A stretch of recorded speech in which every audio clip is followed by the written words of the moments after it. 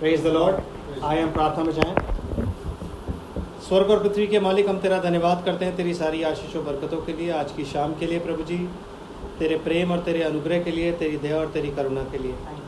मेरे प्रभु तेरा धन्यवाद करते हैं मेरे प्रभु कि तूने अपनी दया के निमित्त हम पर बहुत रहम किया है प्रभु जी, और उस रहम के निमित्त आज हम प्रभु जी जब इस छत के तले इकट्ठे हैं तो मेरे पिता इसमें भी तेरी बड़ाई है, तेरी महिमा है मेरे प्रभु। हम धन्यवाद करते हैं मेरे प्रभु इस समय के लिए, पूरे दिन भर की दौड़ भाग से निकाल करके एक समय तूने ऐसा दिया कि हम तेरे वचन में जा सकें प्रभु जी, तेरे वचन पे फेलोशिप कर सकें। तेरा बहुतायत से धन्यवाद हो, तेरा नाम मुबारक है। थैंक यू लॉर्ड जीसस, तेरा धन्यवाद हो। ये समय एक ऐसा समय है मेरे प्रभु जी जिसमें जब हम जाते हैं तो प्रभु हमारी खुशी का ठिकाना नहीं होता कि खुदावंद तू हमारा परमेश्वर हमसे वचन के ज़रिए बातचीत करने आता है। आज जब तू हमारे साथ बना हुआ है तो बोले थे तेरी अनुग्रह की दृष्टि खुदावंद प्रभु यीशु मसीह के नाम में हम पर बनी है। तेरा नाम हमारे जीवन में जलाल पाए, तेरा अनुग्रह प्रभु यीशु मसीह के नाम में बना। हम सब कुछ तुझे समर्पित करते हैं, सारा आदर महिमा धन्यवाद तुझे देते हैं। तेरी दया और तेरी करुणा प्रभु यीशु मसीह के नाम में हम पर बनी है। तेरा नाम सदा सर्वदा पाक मान है। हर एक आशीष के लिए धन्यवाद करते हैं। हमारी ये प्रार्थना है कि मेरे प्रभु होने दे कि मेरे परमेश्वर जब तेरा वचन बोला जाए तो कोई डिस्टर्बेंस क्रिएट ना हो। तेरा दूध छावनी किए रहे भवन के चारों ओर, आत्मा सच्चाई से हम तेरी इबादत करे और तेरे अनुग्रह में। सारी आशीषों और सारी बरकतों के लिए तेरा लाखों लाख बार धन्यवाद करते हुए मेरे प्रभु अपने आप को इन लोगों को तेरे हाथों में सुपुर्द करता हूँ प्रभु जी।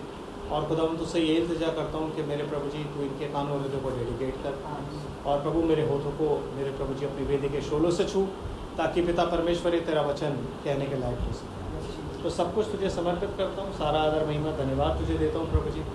और पिता अपनी इस धन्यवाद की भेंट को, प्रार्थना को अपनी किसी खूबी लियाकत से नहीं बनाना, आपके प्यारे और इकलौते बेटे यीशु मसीह के अद्भुत नाम है आपकी पवित्र वेदी में समर्पित करता हूँ। दया से आप इसे सुने और ग्रहण करें। Praise the Lord. आइए परमेश्वर के वचन में चलें। हम परमेश्वर के वचन से निकालते हैं लूका की इंजील और उसका 17 अध्याय। Luke chapter 17।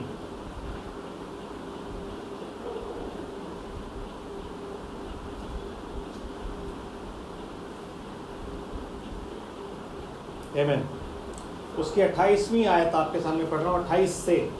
यहीं लिखा है, जैसा लूत के दिनों में हुआ था कि लोग खाते पीते, लेन देन करते, पेड़ लगाते और घर बनाते थे, परंतु जिस दिन लूत सदोम से निकला उसी दिन आग और गंधक आकाश से बरसी और सबको नाश कर दिया। मनुष्य के पुत्र के प्रकट होने के दिनों में भी ऐसा ही होगा। आमीन। परमेश्वर की आशीष उसके पवित्र वचन के पढ़े और सुने जाने पर हो। आमीन। परमेश्वर का बहुतायत से धन्यवाद हो उसकी सारी आशीषों के लिए। ये एक्चुअली बात तो हम कर रहे हैं ब्रदरली काइंडनेस पे, लेकिन आप समझेंगे कि भाई ने क्यों पढ़ा, सदोम की बात क्यों आ गई बीच में, क्योंकि हम पिछली बार सदोम की बात कर रहे थे। और क्या है कि जब हम सदोम की बात कर रहे थे तो सदोम की बात में ना हम सारी चीज़ें देख रहे हैं कि भाई उस टाइम पे खुदा ने बातें रिवील करी, सारा के मन की बातें रिवील करी। उस टाइम पे लूत के पास 2 दूत गए, लूत के पास रेवलेशन नहीं था तो वो दूतों को देख के झुकता और कहता प्रभुओं, और अब्राहम के पास रेवलेशन था, वो कहता प्रभु। तो ये सारी चीज़ें जो हमने देखी ना तो हमें बहुत अच्छा लगा। लेकिन एक माइनर सी चीज़ इसमें जो हम खो देते हैं ना, वो ये है कि जिस समय में आप जी रहे हो ना, आज का समय, उसको हम बोलते हैं सदोम का टाइम। आमीन। आप जिस टाइम में जी रहे हो ये सदोम का टाइम। पूरे वर्ल्ड को जब आप उसकी कंडीशन देखोगे तो ये सदोम का टाइम है। ये बात आपके जहन में बैठ जानी चाहिए कि जब भी खुदा किसी भी तरीके की विपत्ति लेकर के आता है या आपदा लेकर के आता है, वो तब लाता है जब उसके जो लोग कहलाते हैं, सो कॉल्ड क्रिश्चियंस जो हैं, उनमें जब वर्ल्ड की कंडीशन मिल जाए तब वो ये सब काम करता है। क्यों? क्योंकि जब परमेश्वर के पुत्रों ने मनुष्य के पुत्री को देखा कि वो सुंदर है और मिक्सिंग करने लगे, तो समझ रहे बात को। वैसे ही अंत समय में सदोम की कंडीशन जब चर्च में आने लग जाएगी तब आप समझ लो कि यार ये बड़ी प्रॉब्लम क्रिएट होगी। और आप जानते हो आज चर्चेस में गे पास्टर्स और गे जो लोग हैं उनको अलाउ किया जा रहा है कि वो ड्रैग क्वींस वगैरह आ गई है, गे लोगों को अलाउ किया जा रहा है कि वो उनके गॉड फादर गॉड मदर बने। तो वो चर्च में आ गई ये चीज़। जब चर्च में आ गई तो हम उस कंडीशन में आ गए जहाँ सदोम है। आमीन। अब इस कंडीशन में आने के बाद, क्योंकि ये कंडीशन उस वक्त में भी थी जब अब्राहम के पास खुदा आया था, लेकिन जो माइनर सी चीज़ हम भूल जाते हैं, सारे रेवलेशन हमें पता है क्योंकि भाई ब्रैनम ने सब बताया, लेकिन हम ये भूल गए कि इसी कंडीशन में अब्राहम लूत के लिए दुआ कर रहा है। अब्राहम लूत के लिए खुदा से इंटरसीड कर रहा है, और लूत ये बता रहा है खुदा को कि सदोम में अगर इतने लोग हुए तो तू मार देगा। वो लूत की खातिर चाहता है खुदा ना सदोम को छोड़ दे, खुदा सदोम को नहीं छोड़ेगा। आमीन। लेकिन अब्राहम ने जब ये दुआ करी, और दुआ करने के बाद जब अब्राहम वापस गया, वापस जाने के बाद उसका ट्रांसफॉर्मेशन शुरू हो गया, मतलब वो जवान होना शुरू हो गया। वाई? क्योंकि वो स्टेज पे आ गया था ब्रदरली काइंडनेस की, जिस स्टेज पर मैं और आप को आना है, जहां हमें इंसान की कमियां नहीं दिखनी चाहिए। आमीन। जहां हमें सिर्फ ये दिखना चाहिए कि अगर ये सोल लॉस्ट हो गई तो ये तो मेरा अपना है। आपको पता है नूह की सबसे बड़ी खूबी क्या थी? 7 दिन तक नूह जहाज में विलाप करता रहा, इसलिए परमेश्वर ने जल प्रलय नहीं भेजा था। और वो विलाप किसके लिए कर रहा था? मधुशैला के लिए नहीं, अपने तमाम उन भाइयों के लिए जो मरे, अपने वो तमाम रिश्तेदारों के लिए जिन्होंने संदेश नहीं सुना, जिन्होंने उस युग का वो मैसेज जो नोआ प्रचार कर रहा था वो नहीं सुना, इसलिए वो उनके लिए प्रार्थना करता रहा। इसलिए परमेश्वर उससे इतना खुश था ना, इतना खुश था कि परमेश्वर ने उसकी प्रार्थनाओं को सुना और केवल एक मनुष्य को वहां से निकाल के यहाँ लाया। क्यों? क्योंकि बाइबल कहती है ही वॉज परफेक्ट। अब आप कहोगे यार ये परफेक्ट कंडीशन कौन सी थी? यही परफेक्ट कंडीशन थी ब्रदर, ही वॉज परफेक्ट। क्यों? क्योंकि वो अपने आपकी परफेक्शन की स्टेज कहता है सिद्ध बनो, क्योंकि तुम्हारा परमेश्वर सिद्ध है। और सिद्ध आप कैसे बनोगे? जब आप अपने दुश्मनों के लिए दुआ करोगे। अभी तो अपने भाइयों के लिए नहीं कर पाते, उन्हें माफ़ी नहीं कर पाते। अभी तो हमारी कंडीशन ऐसी है कि हम आपस में क्या, डिनोमिनेशन चर्चेज में जब भाई ब्रैनम प्रीच करने के लिए आए तो उन्होंने क्या बोला? वो एक ही बात कहते थे कि यार मेरे लिए ना सब एक हैं। आमीन। वो कहते मेरे लिए सब एक है, सब भाई हैं। हर चर्च में जाके प्रीच कर। आज हम आपस में ही एंटी बिलीवर्स नहीं प्रीच कर पाते एक दूसरे के चर्च में, क्योंकि हमें लगता है इसमें ये डिफरेंस। मैं भी मैसेज सुनता हुआ आ रहा था गॉड कीप्स हिज वर्ड, तो उसमें वो कहते हैं ये हर चर्च की अपनी अलग डॉक्ट्रिन, हर चर्च का अपना अलग सिस्टम, हर चर्च का अपना सब कुछ। हम उस परफेक्शन तक कैसे पहुंचेंगे जब हमारे अंदर ये ब्रदरली काइंडनेस नहीं होगी, मतलब हम अपने भाइयों के साथ काइंड नहीं होंगे। अगर आप और मैं अपने भाइयों के साथ ही काइंड नहीं हो, ठीक है भाई हमारा गलती कर रहा है, मान गए, हमारा क्या फर्ज बनता है अगर वो गलती कर रहा है तो? क्या उस गलती पे उसको और मारना, क्या उस गलती पे उसको और दबाना, या उस गलती से उसको निकालना? तीमुथियुस की पत्री में लिखा हुआ है कि हाथ पकड़ के निकालो यार, तुम निकालो, लेकिन अपनी भी चौकसी करो। पौलुस मना नहीं करता है, कहता है अपनी भी चौकसी करो तुम। आमीन। समझ आ रहा है? पौलुस ने एक बार जब पतरस को जो कुछ भी बोला, भाईचारे की प्रीति ये होती है कि जब पौलुस पतरस को सच्चाई बता रहा है तो पतरस एक्सेप्ट कर रहा है, और वो बात वहीं खत्म हो गई, उसको ड्रैग नहीं किया गया, उसको अपने दिल में नहीं रखा, ना पतरस ने ना पौलुस ने। पतरस बाद में अपनी पत्री में पौलुस के बारे में ही कह रहा है कि उसकी बातें इतनी गंभीर हैं कि लोग बाकी बातों की तरह उन बातों का भी उलट पुलट मतलब निकाल लेते हैं और अपने हानि का उनको कारण बनाते हैं। यस। क्यों? क्योंकि उसको पता था कि भाई पौलुस जो है वो anointed by the word, by the spirit of God है, वो परमेश्वर का चुना हुआ है। आमीन।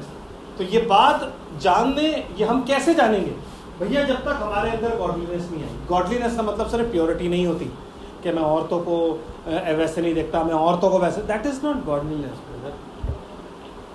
वो तो एक ढोंग भी होता है। तो वो स्टेज आएगी आपको अपने आप पता लग जाएगा। जब आप उस स्टेज पे आओगे ना, जब असली गॉडलीनेस आपके अंदर आएगी, आपका मन ही नहीं करेगा देखने। आपको कहोगे what a wastage of time. आमीन। What a wastage of time, मैं क्यों देखूं? समझ आ रहा है? तब आपका मन ही ऐसा हो जाएगा कि मन खत्म हो जाएगा। क्यों? क्योंकि खुदा आपके अंदर बैठा हुआ है। आप जबरदस्ती कूट कूट के उसको नहीं, यस यू मस्ट स्ट्रगल कि आपके अंदर ये चीज आ रही है। रिमाइंड योरसेल्फ कि नहीं, जैसे भाई ब्रैनम बताते कहते हैं, मैं गाड़ी में एक बार कहीं जा रहा होता था, लॉस एंजलिस से घर में निकल रहा हूँ, वहाँ पे लड़के तो ऐसी घूमती रहती है 2 पीस में, तो कह रहे मेरी नज़र पड़ जाती थी, मैं एकदम नज़र हटा लेता था और क्रॉस पर नज़र ले आता था। क्यों? क्योंकि नज़र सबकी पड़ती है। कहता अगर तुम्हारी नज़र नहीं पड़ती ना तो इसका मतलब तुम्हारे अंदर कोई कमी है। क्योंकि वो फीलिंग्स हमारे अंदर होनी चाहिए, बीइंग इन दीज 5 सेंसेस, वो फीलिंग होती है हमारे अंदर, लेकिन उससे हटना कैसे है, वो स्ट्रगल है। और वो धीरे धीरे आपको प्रैक्टिस करा के एक दिन ऐसा बना देगा कि आपकी नज़र पड़ भी जाएगी तो आपको, वो प्रॉफिट था भाई साहब और वो अपनी नज़र हटाता था, सोचो है, क्योंकि वो प्रॉफिट था, वो चाहता तो देखता रहता कि मेरे को तो कोई टेंशन नहीं है, मैं तो प्रॉफिट हूँ, मेरे साथ तो एंजल रहता है। वो भी स्ट्रगल करता, हमें भी स्ट्रगल करना। आमीन। एंजल उसके साथ रहता था लेकिन वो एंजल नहीं था, यहाँ दुनिया एंजल है। समझ रहे हो बात को? तो ये जो गॉडलीनेस है ना, इसके ऊपर जब आप ब्रदरली काइंडनेस पे आओगे ना, वो तभी आ सकते हो जब आपको पता होगा कि नॉलेज गॉड की क्या है। जब ये टेम्परेंस आपके अंदर नहीं होगा तो ब्रदरली काइंडनेस कहां से आएगी? कौन सी सीढ़ी है? 1 2 3 4। आमीन। इस सीढ़ी पे अगर आपको यही नहीं पता कि टेम्परेंस क्या है तो पेशेंस नहीं होगी, पेशेंस क्या है तो गॉडलीनेस नहीं होगी, गॉडलीनेस क्या है तो, है ना ब्रदर? सिर्फ बड़े बड़े मैसेज प्रीच करने से ये नहीं होता कि मैं खुदा का सेवक हूँ। No brother, we must love each other. समझ गए? मैं चैरिटी अभी देख रहा था, ये जो लव लिखा हुआ है ना बाइबल में, इसको लिखा हुआ है चैरिटी। आपको पता होगा चैरिटेबल ट्रस्ट लिखा होता है, कई जगह चैरिटेबल ट्रस्ट होती हैं एनजीओज में। तो वो चैरिटेबल ट्रस्ट या चैरिटी का मतलब क्या होता है? चैरिटी मीन्स चेलों का सब कुछ साझेगा था। So when you are in charity, आपका अपना कुछ नहीं है, आप कहीं और से एड मंगा के नहीं देते हो, नो, लेकिन आपका उन लोगों के साथ सब कुछ साझे का है। That is called charity. लेकिन आजकल क्या बन गया? चैरिटेबल ट्रस्ट, जिसमें बाहर से एड आती है और वो आपको आगे बढ़ा दी जाती है। That is called charity. वो नहीं है। चेलों को जो भी जरूरत होती थी, वो एक दूसरे की जरूरत को, कभी ऐसा नहीं होता था कि मुझे इस चीज़ की जरूरत है, वो भांप लेते थे बातों बातों में। उन्हें पता लग जाता था कि भाई को ये जरूरत है, वो अपना सामान बेच के ला के भाई को देते, अरे भाई कोई नहीं भाई, आप इस्तेमाल कीजिए। किसी की कोई शर्ट ऐसे नहीं होती थी कि अजरिया की शर्ट है, या ये मेरी शर्ट है, या ये आयरन की शर्ट है, या इनकी शर्ट है। कोई शर्ट ऐसी नहीं होती थी, सबकी शर्ट साझे की होती थी। जिसको जो शर्ट पसंद थी वो पहन लेता था और चले जाता था, पूछता भी नहीं था, ब्रदर मैं पहन लूँ प्लीज़, आप बुरा तो नहीं मानोगे? भाई हम तो पूछते हैं ना, बता यार अजीब आदमी है, मैं मना नहीं करता, लेकिन एटलीस्ट मुझसे पूछ तो लेता। सबसे मुश्किल स्थान है जब आप अपने भाई बहनों के साथ काइंड नहीं। काइंड का मतलब क्या होता है? काइंड का मतलब क्या होता है? दयालु, सॉफ्ट। जब हम एक दूसरे के साथ ही सॉफ्ट नहीं होंगे तो फिर हम कितने भी बड़े प्रचारक क्यों ना हो, या कितना भी बड़ा हमारा चर्च क्यों ना हो, या हम कहीं भी क्लेम कर रहे हो कि मैं ब्राइड हूँ, मैं ये हूँ, मैं वो हूँ, हम कभी कुछ नहीं बन सकते। आमीन। वो देखो ना नोआ को, 7 दिन तक अपने भाइयों के लिए वो रोता रहा, अपने रिश्तेदारों के लिए कैसे रो रहा था। मूसा को देखो कैसे रो रहा था, अयूब को देखो कैसे रो रहा था, दाऊद को देखो कैसे रो रहा था। आमीन। शाऊल के लिए वो कैसे रोया है जिस दिन शाऊल मरा है, कैसे रोया है वो। हम एक कंडोलेंस मैसेज भेज देते हैं, मन में हमारे तब भी कपट ही होता है। अगर कोई मरता है तो हम कहते हैं अच्छा मर गया, मन में तो हम ये कह रहे होते हैं, लेकिन कंडोलेंस मैसेज भेजना ज़रूरी है सब, क्योंकि सबको बताना। यस, बतेरे लोग थे जो ब्रदर ज्ञान के मरने पर खुश थे, लेकिन ऊपर से नहीं बोल सकते। लेकिन कहीं ना कहीं उनकी बातें निकल आती, और वो बातें जब निकली तो बातें निकली। आमीन। समझ लो भाई, है ये हमारी फितरत है। और फिर हम कहते हैं we are the bride of Christ. How? जब मैं अपने चर्च के लोगों को प्रेम ही नहीं सिखा रहा, जब मैं ये ब्रदरली काइंडनेस नहीं सिखा रहा कि नहीं भाई देखो, अगर ब्रदरली काइंडनेस आएगी कहाँ से? पहली बार तो ब्रदरली काइंडनेस का मतलब ही नहीं पता होगा। जब हम एक दूसरे के साथ काइंड नहीं है, सॉफ्ट नहीं है, एक दूसरे के साथ दया नहीं है हमारे अंदर एक दूसरे के लिए, तो बाहर वालों की तो बहुत बड़ी चीज़ है। बाहर वाले अपने दुश्मनों के लिए तो हम बाद में करेंगे, पहले एक दूसरे के लिए हो कि यार ये मेरा भाई गिर रहा है, इसको मुझे उठाना है। प्यार कह देने से प्यार नहीं होता। जितना मर्जी आप कह दो मैं प्यार करता हूँ, मैं प्यार करता हूँ, प्यार कहने से नहीं होता। आज ये एक ब्रदर ब्रनम का कोट मैंने शेयर किया, कहते हैं एक बार प्रेशर डाल के देख। खुदा क्या करता है? प्रेशर डालता है, और प्रेशर डालने के बाद ना जब बंदा निकल के बाहर आता है ना, तब वो दिखाता है कि असली बंदा क्या है। प्रेशर डालने के बाद तब पता लगता है असली बंदा क्या है। बुद्धिमान व्यक्ति चुप रह, चुप रहने में तेरी भलाई है, शांत रहने में तेरा उद्धार है। चुप रह, कुछ मत बोल। आमीन। समझ रहे आप बात को? सोचो कभी कि डैनियल को क्या पड़ी थी पूरे इजरायलियों के लिए दुआ करने की। 2 साल बचे थे, सिर्फ 2 साल बचे थे इजराइल को आज़ाद होने में, गुलामी से बाहर आने में। उसको क्या पड़ी थी? और उसको जैसे ही पता लगा यार ये हमने पाप किया, वो रोने लग गया और उसने वहाँ पे दुआ मांगनी शुरू कर। किसके लिए? उनके लिए। डैनियल निकालो। देखो अति प्रिय कब ठहरा वो? हम सब प्रिय ठहरना चाहते हैं, हम सब चाहते हैं कि हम बिलवड कहलाए यीशु मसीह की। हाउ? कैसे यीशु मसीह की बिलवड बनोगे आप? मुझे बताओ तो सही जरा, कैसे? जब मुझे रूल ही नहीं पता कि बिलवड बनने का रूल क्या है। आमीन। डैनियल 9 पढ़िए ब्रदर, क्या लिखा हुआ? नहीं, पहली से तो नहीं पढ़ेंगे और 20 आयत से पढ़ेंगे। डैनियल 9 और उसकी 20 आयत। इस प्रकार मैं प्रार्थना करता और अपने इजरायली जाति भाइयों के पाप का अंगीकार करता हुआ। इस प्रकार मैं प्रार्थना करता और अपने इजरायली भाइयों के लिए, जाति भाइयों के लिए प्रार्थना कर रहा है डैनियल। जाति भाइयों को नहीं पता, कोई इजरायली नहीं जानता कि डैनियल उनके लिए प्रार्थना कर रहा है। नहीं, ये सिर्फ डैनियल और डैनियल का खुदा जानता है कि हाँ भाई मैं प्रार्थना कर रहा हूं।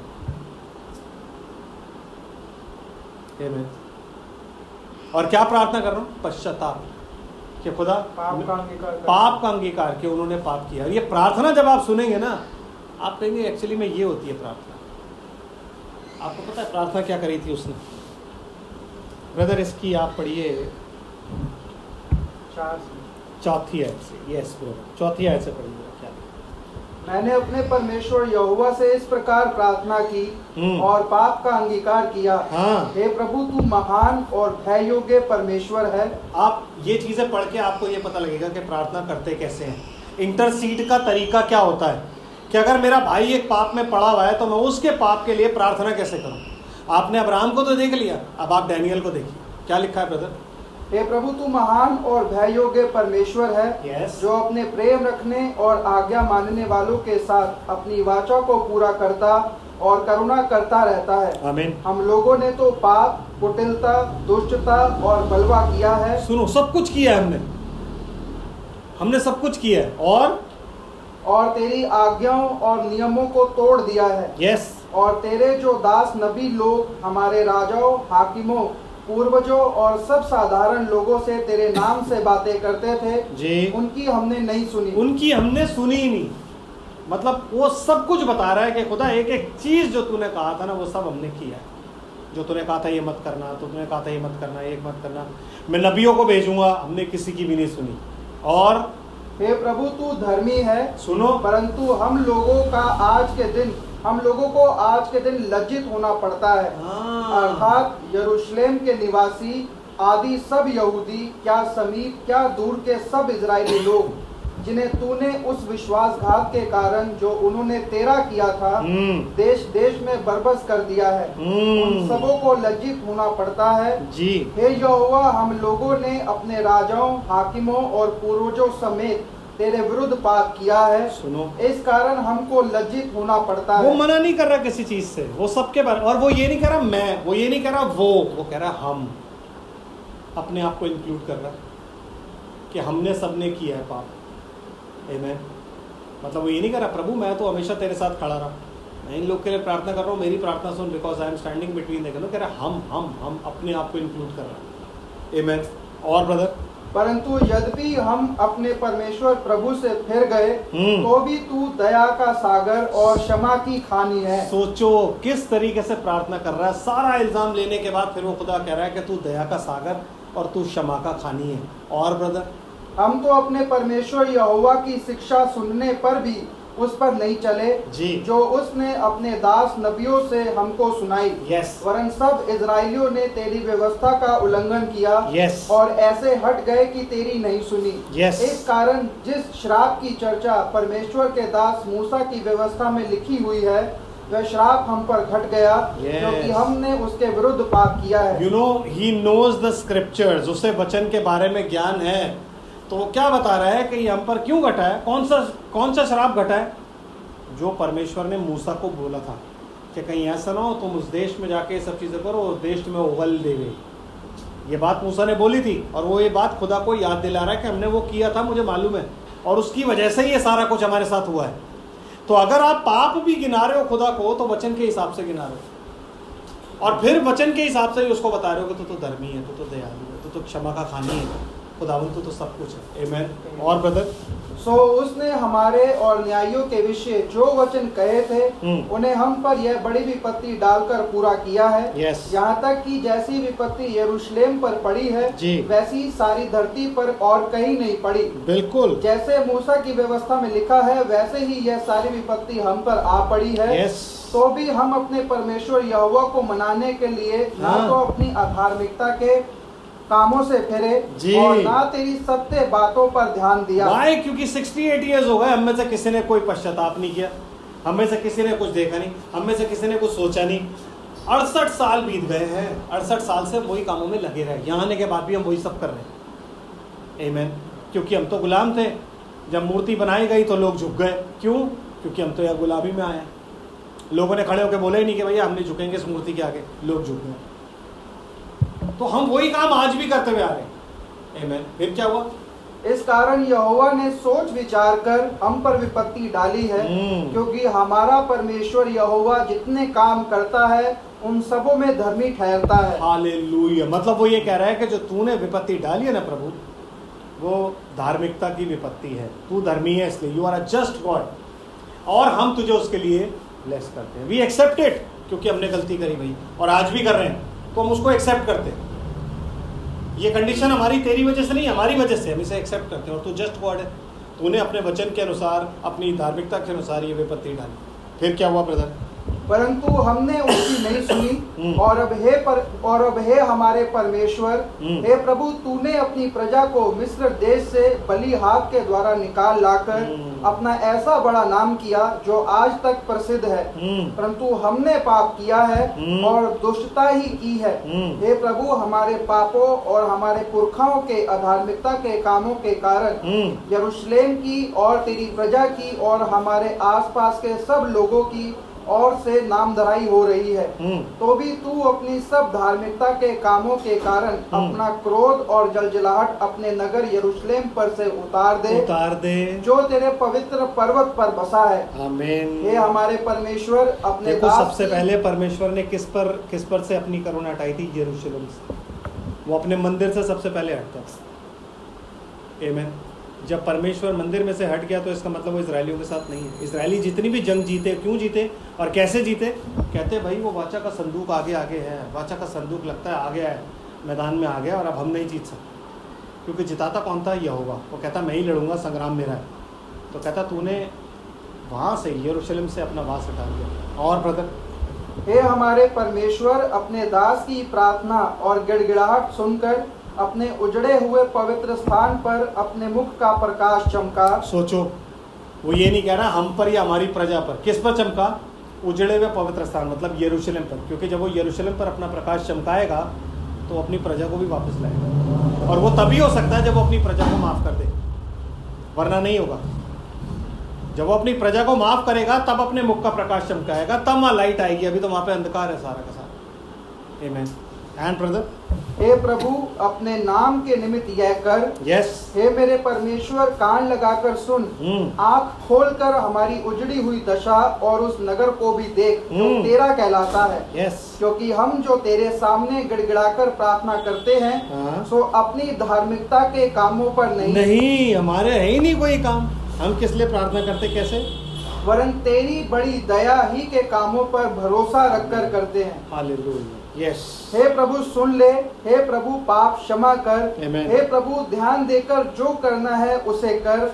विलंब ना कर। हे मेरे परमेश्वर, तेरा नगर और तेरी प्रजा तेरी ही कहलाती है।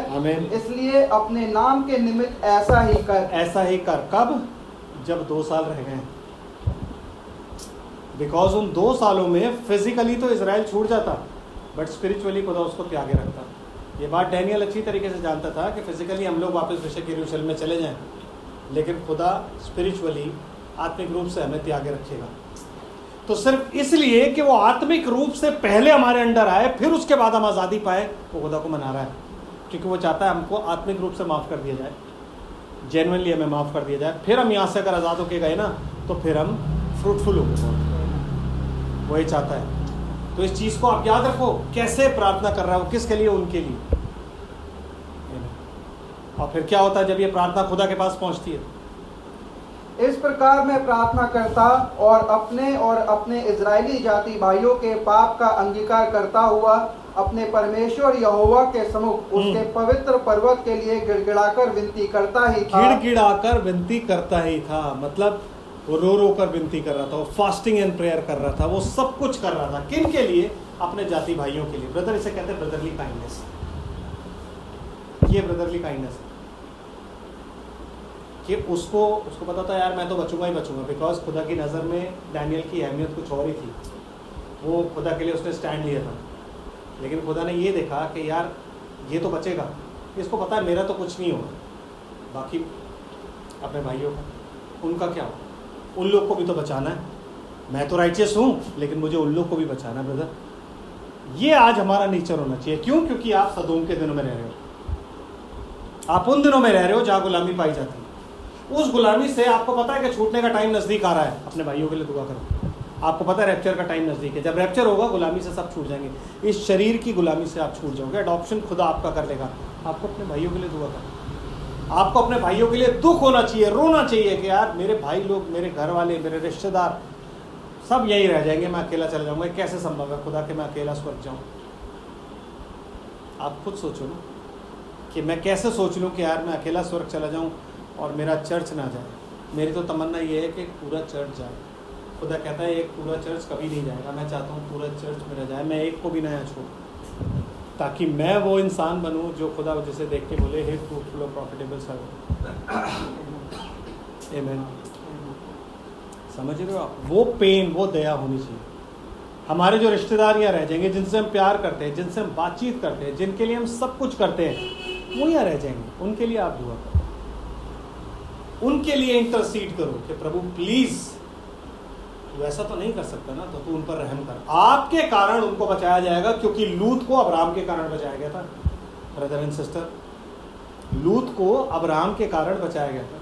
कहता जिस दिन तक लूत नहीं निकला, जो मैंने पहली आयत पढ़ी थी, क्या लिखा था? जिस दिन तक लूत नहीं निकला पार्टियां चल रही थी, बिकॉज लूत उन लोगों के लिए साइन था। लूत निकला और आग गिर गई।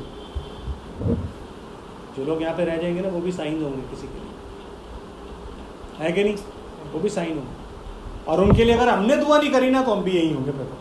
क्योंकि अगर ये ब्रदरली काइंडनेस हमारे अंदर नहीं आई ना, तो चैरिटी तो कभी भी नहीं आ सकती। चैरिटी तो ऊपर चली जाती है। पढ़िए ब्रदर, क्या लिखा है? तब वह पुरुष जिब्राइल, जिसे मैंने उस समय देखा जब मुझे पहले दर्शन हुआ था, उसने वेग से उड़ने की आज्ञा पाकर सांझ के अनबली के समय मुझको छू लिया। क्यों? क्योंकि वो अधमुआ पड़ा हुआ था, काफी टाइम से वो प्रेयर एंड फास्टिंग कर रहा था। कितने टाइम से? 21 दिन तक वो प्रेयर एंड फास्टिंग कर रहा था, 21 दिन तक। और जिब्राइल नीचे नहीं आ पाया था। क्यों? क्योंकि उससे शैतान ने रोक रखा था, और खुदा ने उस चीज़ को अलाउ किया था। क्यों? क्योंकि वो देखना चाहता था डैनियल कितने दिन रुकता है, कितने दिन। वो कंटिन्यूसली प्रार्थना करे जा रहा था। इसे बोलते हैं क्या? पेशेंस। वो कंटिन्यूसली उस प्रार्थना में लगा हुआ था। वो एक दिन भी ऐसा नहीं होगा उसने कहा यार चल यार आज ब्रेक देता हूँ। नो, उसे तो शायद ये एहसास भी नहीं था कि 21 दिन तक वो प्रार्थना करता। उसे नहीं पता था, इतना लीन था वो प्रार्थना। आमीन। तब जिब्राइल ने आया, और जिब्राइल ने आके उसको छुआ। और क्या हुआ ब्रदर फिर? और मुझे समझाकर मेरे साथ बातें करने लगा जी। उसने मुझसे कहा, हे डैनियल, मैं तुझे बुद्धि और प्रवीणता देने को अभी निकल आया हूँ। जब तू गिड़गिड़ाकर विनती करने लगा, तब ही इसकी आज्ञा निकली। पहले नहीं निकली थी, लेकिन जब तू गिड़गिड़ाकर विनती करने लगा ना, तब मैं इसकी आज्ञा निकली कि भाई डैनियल को जाके बुद्धि और प्रवीणता देके आओ। कौन सी बुद्धि? खुदा की बुद्धि, जिसमें रेवलेशन पाया जाता है, क्योंकि उसके बाद ही डैनियल को सारा एंड टाइम का रेवलेशन मिला। तो तभी वो आज्ञा निकली। ब्रदर एंड सिस्टर, आप और मेरी आज्ञा क्यों नहीं निकल रही है कि हमें ब्लेस किया जाए या हमें रेवलेशन मिले? है कि नहीं? क्यों नहीं? क्योंकि ब्रदर हम एक दूसरे के लिए प्रार्थना नहीं करते ना, है? एक दूसरे के लिए प्रार्थना नहीं करते, हम इंटरसीड नहीं कर रहे ना। हमारे जो लॉस्ट रिश्तेदार, माँ बाप, भाई बहन जो लॉस्ट हैं, उनके लिए हम प्रार्थना नहीं कर रहे कि खुदा तू उन्हें भी लेकर के आ, तूने मुझ पर रहम किया, उन पर भी। आमीन। क्या हुआ ब्रदर उसके बाद?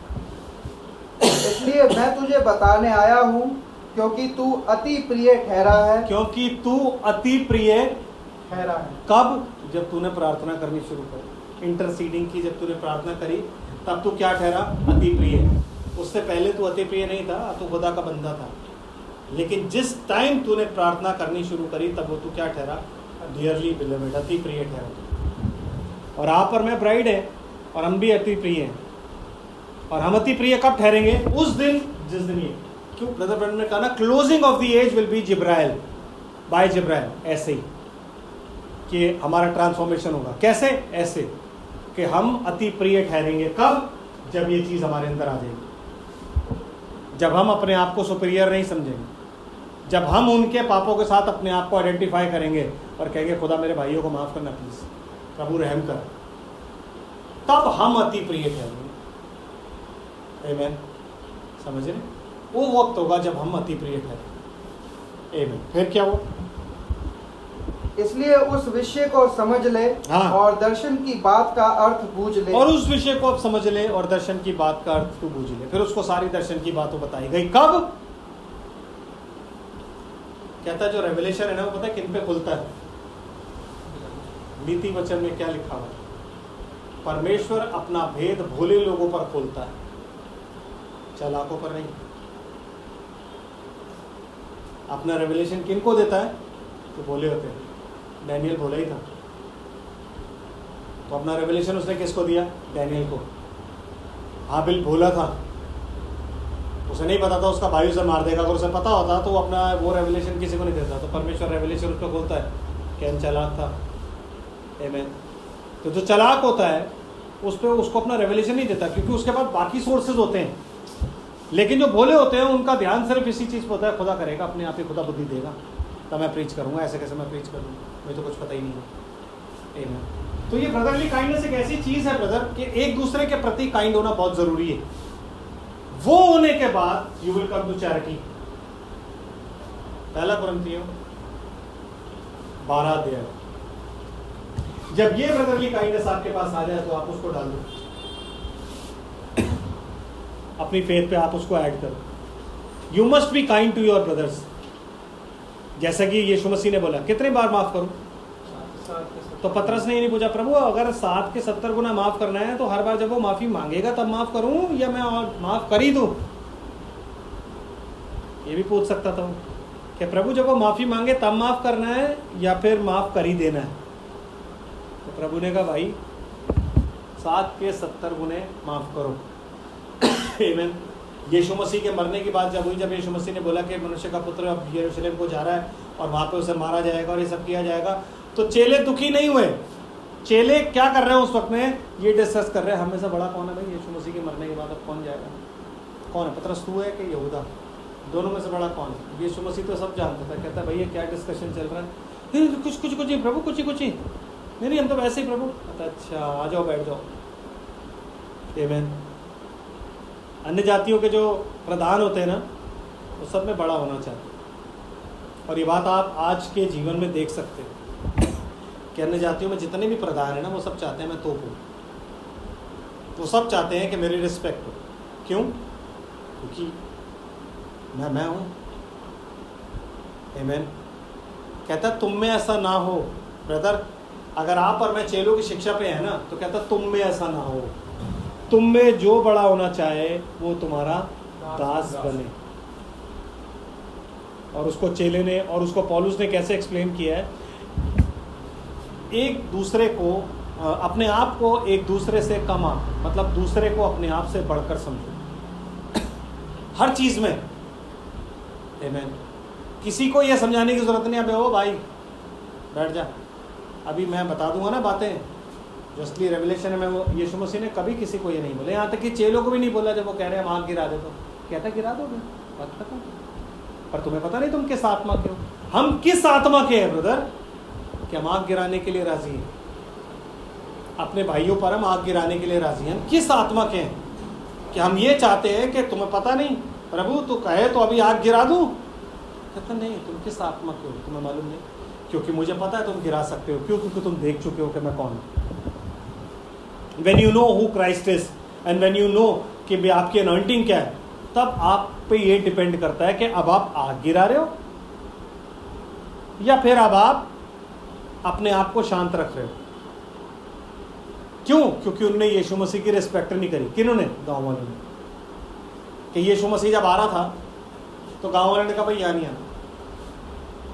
तो उन्होंने बोला प्रभु तू चाहे तो अभी क्या अभी? क्यों? क्योंकि सदोम में 2 दूत गए थे ना, हम भी 2 दूत अभी कर देंगे काम। कहता नहीं, तुम किस आत्मा के हो ब्रदर? हम किस आत्मा के हैं? क्या हम परमेश्वर की आत्मा के हैं? क्या हम उस आत्मा के हैं जहाँ पे ब्रदरली काइंडनेस पाई जाती है? या हम उस आत्मा के हैं कि जहाँ हमें पता लग गया कि हमारे अंदर पावर है तो हम आग गिरा सकते हैं? आमीन। हम किस आत्मा के हैं? जो खुदा का आत्मा होता है ना, खुदा का आत्मा, सबसे पहली चीज़ जो खुदा के आत्मा को आप कैसे पहचानोगे कि इस इंसान में खुदा का आत्मा? पता है, रेवलेशन से नहीं, प्यार से। प्यार से कहता है जो तेरा एक हाथ काम करता है ना वो दूसरे को पता भी नहीं लगने देगा।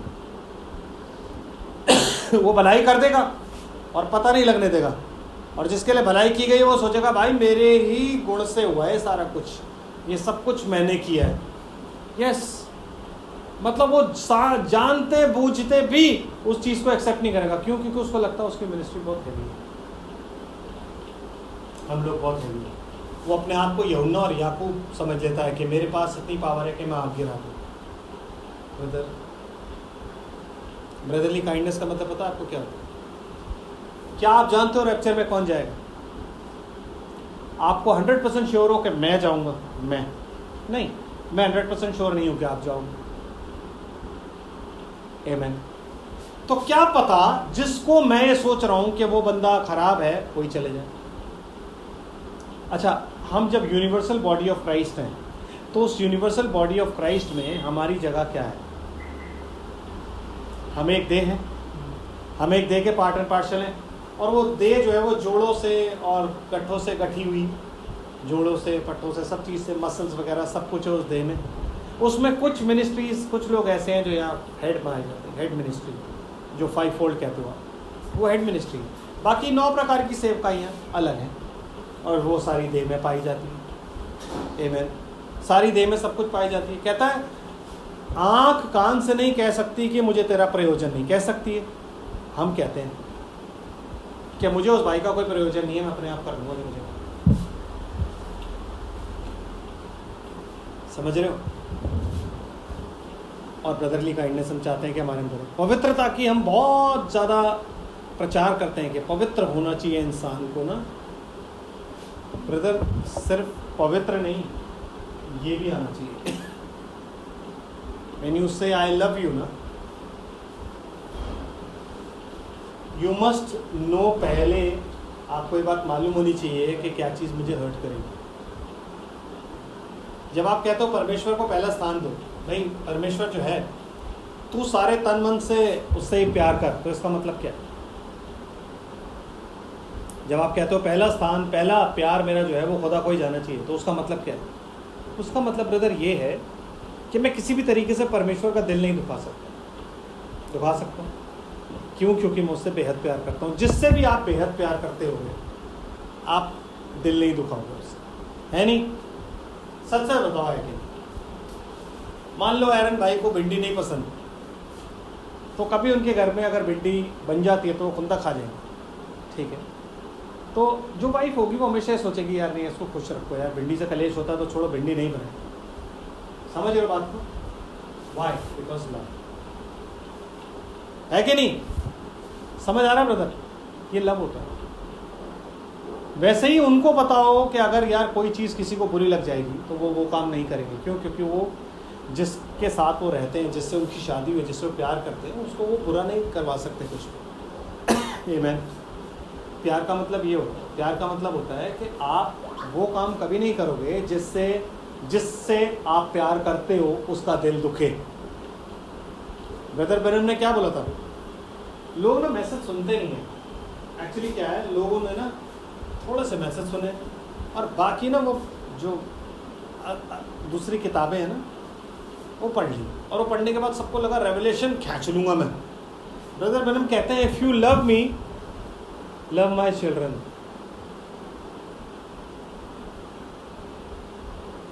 If you want to love me, love my children, because if you are going to hate my children then you don't love me. समझ रहे हो? बड़ी गहरी बात बोली उन्होंने कि अगर आप मुझसे प्यार करना चाहते हो तो मेरे बच्चों से, मेरी संतान से प्यार करो।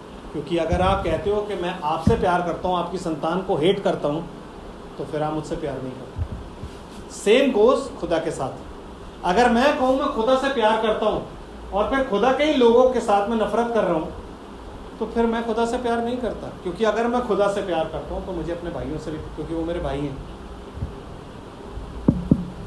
जब अगर वो फुलिश वर्जन्स भी हैं, चलो मैंने माना वो फुलिश वर्जन्स है, अगर वो फुलिश वर्जन्स भी हैं तो क्या वो आपके भाई नहीं है?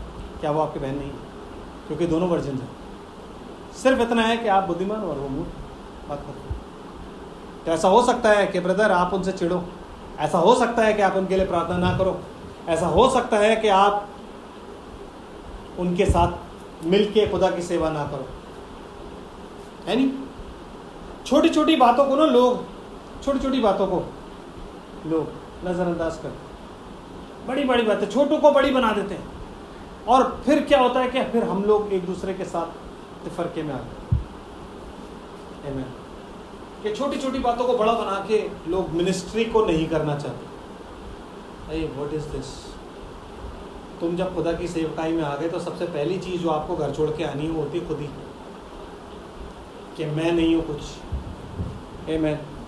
तो आप, अगर मैं और आप इस मैं में आ जाए तो ये ब्रदरली काइंडनेस कभी नहीं ला सकते, क्योंकि आप स्वार्थी हो जाते हो। मैं में आपको ये होता है मैंने क्या किया, मैंने थोड़ी ना कुछ किया जो मैं उसके लिए दुआ करूं, वो अपने आप करेगा, मैं कहेगा लिए बीच में पढ़ो। आमीन। लेकिन ब्रदरली काइंडनेस क्या होती है कि आप अपने एक भी भाई को, सोल्जर क्या होता है पता है आपको? सोल्जर सेना में क्या करता है? अगर एक आदमी की गोली लग जाए और वो नीचे गिर जाए और आप उसके साथ हो, सोल्जर हो आप, तो आपकी ड्यूटी क्या होती है? उसको कंधे पर उठा के भागना, उसको वापस कैंप में छोड़ के आना, और फिर खुद आके अपनी ड्यूटी। किसी भी हालत में आपको उसको बचाना ही ये सोल्जर की ड्यूटी हो। और आप सोल्जर ऑफ क्राइस्ट हो, तो आपकी ड्यूटी क्या है? आपको बचाना भाई, आपको हर हालत में बचाना है। आप वहाँ खड़े होकर ये नहीं कह सकते कि प्रभु मैं कैसे बचाता, मैं तो लड़ रहा हूँ, मेरी तो अपनी मिनिस्ट्री थी, मेरे को क्या लेना देना उससे। No brother, no. हर एक आत्मा की प्रतीति ना करो। तो आपको ये भी पता होना चाहिए कि कौन सी आत्मा कहाँ को जा रही है मेरे भाई। If the message is same, इफिसियों की पत्री 4 अध्याय 11 आयत निकालो, मैं आपको कुछ पढ़वाना चाहता हूँ।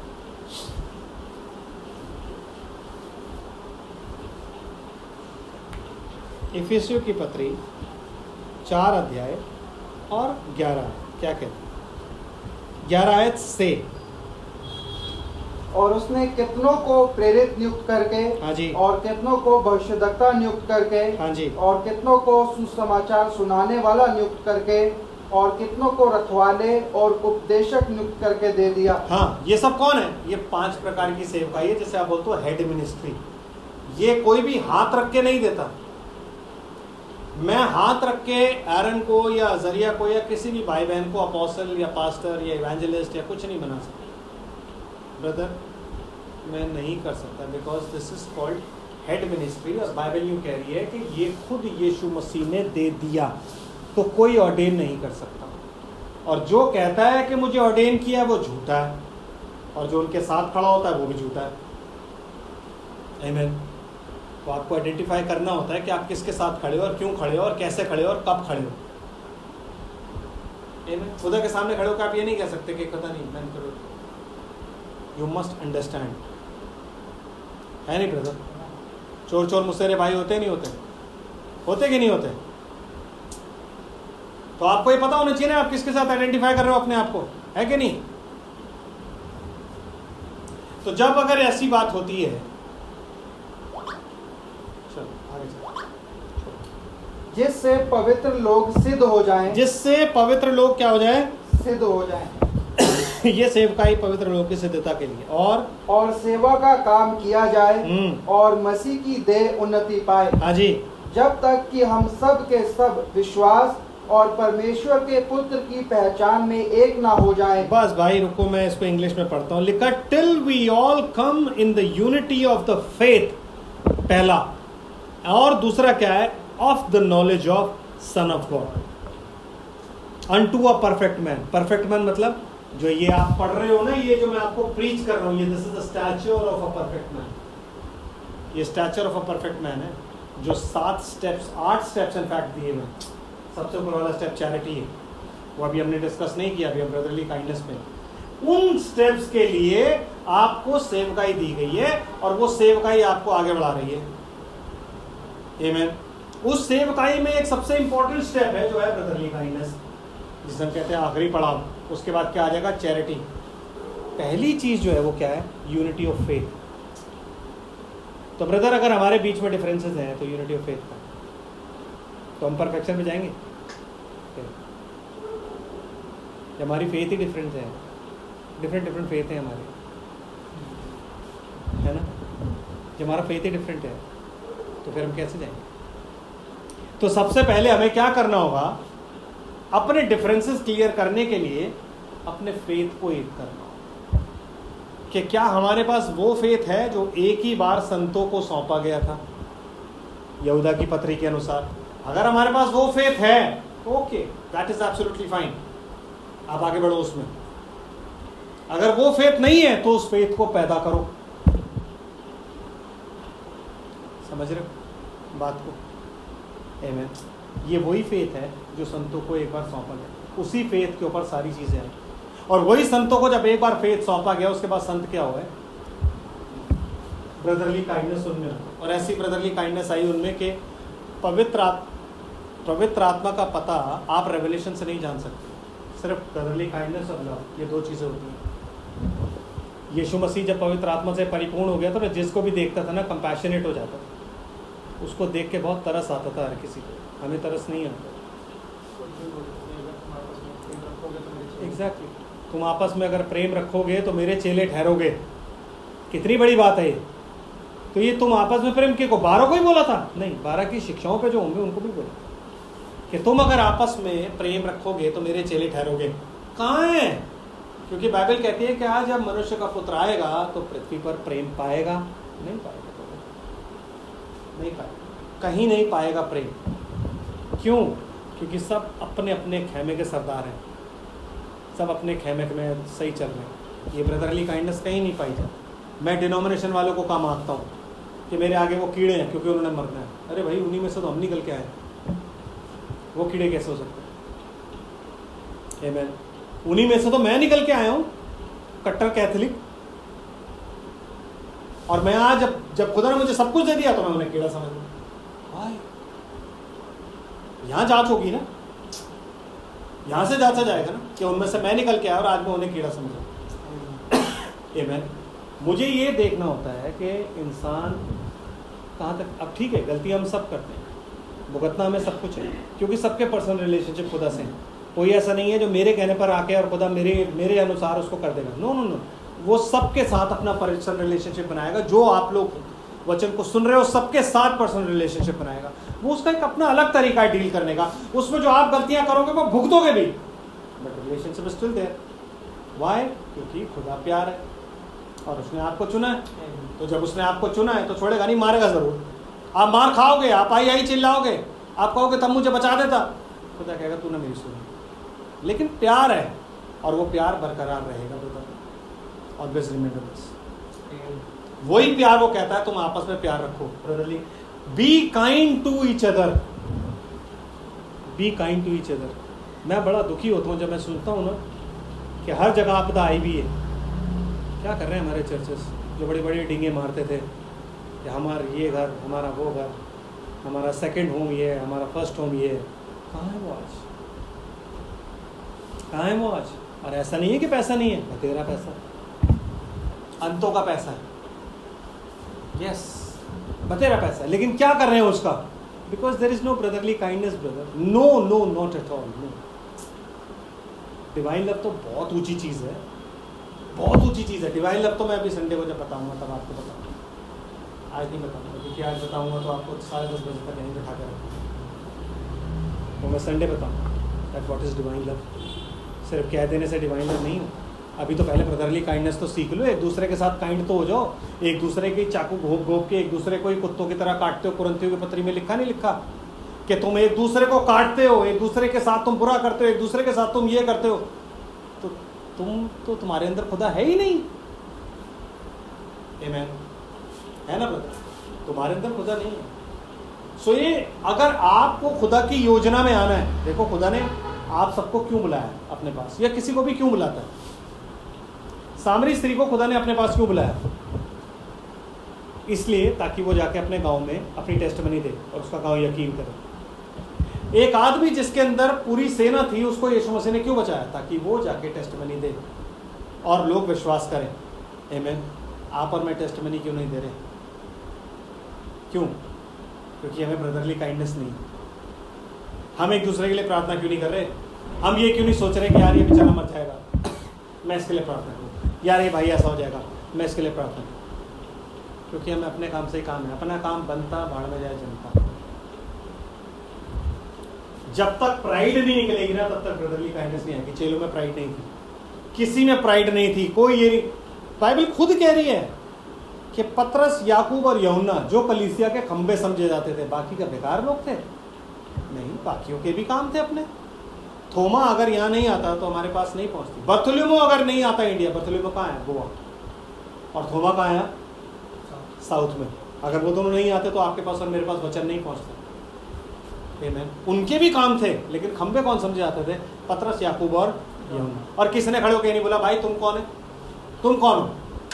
किसी ने नहीं बोला। सब उनके साथ आराम से रहते थे कि हाँ भाई ये ठीक है, यीशु मसीह अपने साथ इनको ही लेके जाता था, इन्होंने बहुत कुछ देखा, ठीक है।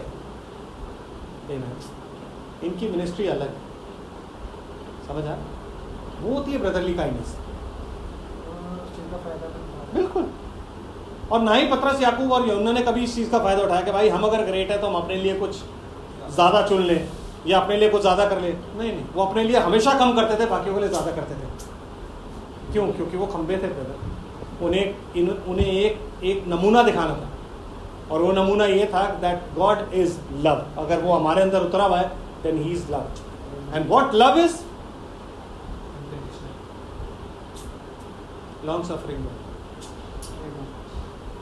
Brotherly kindness is be kind to your brothers, be kind. उनके साथ दया रखो, अपने से बेहतर समझो, अपने आप को ज़्यादा उड़ो मत हवा में भाइयों के सामने।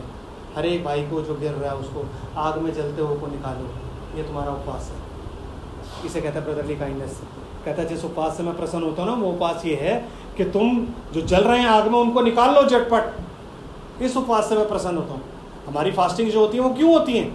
क्योंकि हम अपनी दुआएं मनवाना चाहते हैं। ब्रदर वो इंटरसीड करवाना चाहता है। निकालो एजेकिएल की पत्री, एजेकिएल की बुक निकालो, एजेकिएल।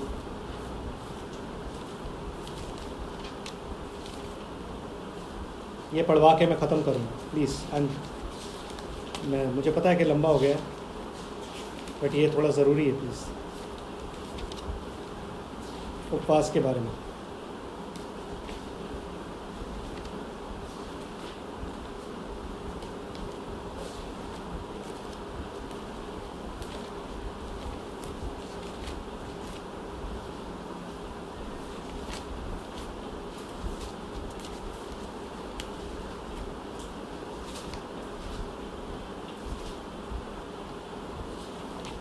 यस, कहता है कि जिस उपवास से मैं खुश होता हूँ, वो उपवास तुम्हें मालूम है क्या है? क्या उस उपवास के बारे में तुम जानते हो?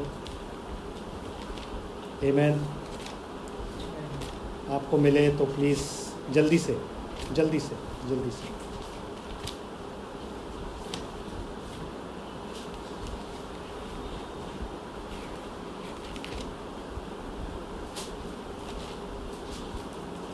चलो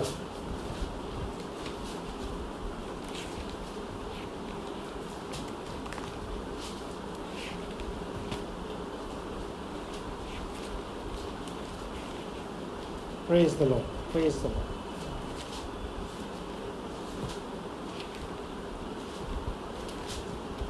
ओके, मुझे नहीं मिल रहा है, मिलेगा तो मैं आपको फिर डालूंगा। बट उसमें वो कहता है कि जिस उपवास से मैं खुश होता हूँ वो उपवास क्या है?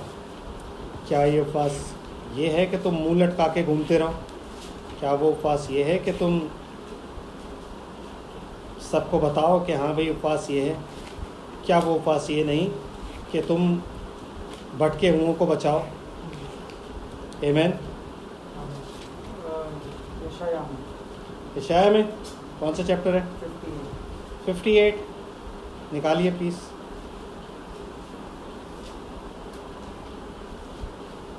पहली आयत से क्या लिखा हुआ? गला खोलकर पुकार, कुछ ना रख छोड़, नरसिंगे का सा नहीं, आप 58 की 6ठी आयत पे आ जाओ सीधा। जिस उपवास से मैं प्रसन्न होता हूँ वो क्या यह नहीं कि अन्याय से बनाए हुए दासों और अंधेर सहने वालों का जुआ तोड़कर उनको छुड़ा लेना। उनको छुड़ा लो तुम, क्योंकि मनुष्य का धन प्राण की छुड़ौती है। तो रियल उपवास क्या होता है? उन लोगों को छुड़ा लेना, इंटरसीडिंग। रियल उपवास क्या है? इंटरसीडिंग। और ब्रदर, और सब जुओं को टुकड़े टुकड़े कर देना। हाँ जी, कि दोबारा जुड़ ना सके। और क्या वो यह नहीं है कि अपनी रोटी भूखों को बांट देना? यस। अनाथ और मारे मारे फिरते हुओं को अपने घर ले आना। कौन अनाथ और कौन मारे मारे? वो जिनका खुदा नहीं है, वो जो अभागे हैं, उनको अपने घर मतलब खुदा के घर ले आना ब्रदर। उनको सच्चे और जीवित वचन में ले आना। और किसी को नंगा देखकर वस्त्र पहनाना। यस, क्योंकि आपने जो धार्मिकता का वस्त्र पहना हुआ है वो जब आप किसी और को पहनाते हो तो खुदा को पसंद आता है। वो उपवास है। आप ये देख के मत सोचो कि वो नंगा है, नंगा छोड़ो, क्योंकि लौदीसियन कलीसिया काल में सब नंगे हैं, नंगे या भागे। ये उनके लिए लिखा हुआ कि आपको उनके लिए फास्टिंग और प्रेयर करनी है, क्योंकि आप सदोम के टाइम में अब्राहम ने यही किया। और क्या कह रहे हैं ब्रदर? और अपने जाति भाइयों से अपने को ना छिपाना। बिल्कुल नहीं छिपाना, सब कुछ बताना। और तब तेरा प्रकाश को फटने की नाई चमकेगा। Oh my God, praise और the Lord। तू शीघ्र चंगा हो जाएगा। तू चंगा हो जाएगा मतलब आपकी चंगाई इंटरसीडिंग में है दूसरों के लिए। आपकी चंगाई अपने बीमारी के लिए दुआ करने में नहीं है कि आप अपनी बीमारी के लिए दुआ कर रहे हो। पौलुस ने 3 बार दुआ करी, खुदा ने कहा तेरे लिए मेरा अनुग्रह बहुत है। बट बाइबल क्या कह रही है? जब तू दूसरों के लिए करेगा तो एक तो तेरा प्रकाश जैसे सूर्य उगता है ना, सुबह सुबह पौ फटे सुबह सुबह, वैसा हो जाएगा। और दूसरा तू शीघ्र चंगा हो जाएगा। अयूब शीघ्र चंगा हो गया जब उसने अपने भाइयों के लिए इंटरसीड किया। आमीन। अयूब शीघ्र चंगा हो गया। अब्राहम, उसका प्रकाश पौ फटने के नाई, बिल्कुल जवान हो गया। वो जैसे नया उसका जीवन शुरू हुआ, सूरज जब उगता है तो वो जवान होता है। अब्राहम बिल्कुल वैसा हो। कब? जब उसने इंटरसीड किया। ब्रदर, जब आप और मैं करेंगे ना तब हम भी ऐसे ही। और ब्रदर, तेरी धार्मिकता तेरे आगे आगे चलेगी जी। यहोवा का तेज तेरे पीछे रक्षा करते हुए चलेगा। हाँ। तब तू पुकारेगा और यहोवा उत्तर देगा। आमीन। तू दुहाई देगा और वह कहेगा मैं यहाँ हूँ। मैं यहाँ हूँ। यदि तू अंधेर करना और उंगली मटकाना और दुष्ट बातें बोलना छोड़ दे, उदारता से भूखे की सहायता करे और दीन दुखियों को संतुष्ट करे, तब अंधियारे में तेरा प्रकाश चमकेगा और तेरा घोर अंधकार दोपहर का सा उजाला हो जाएगा।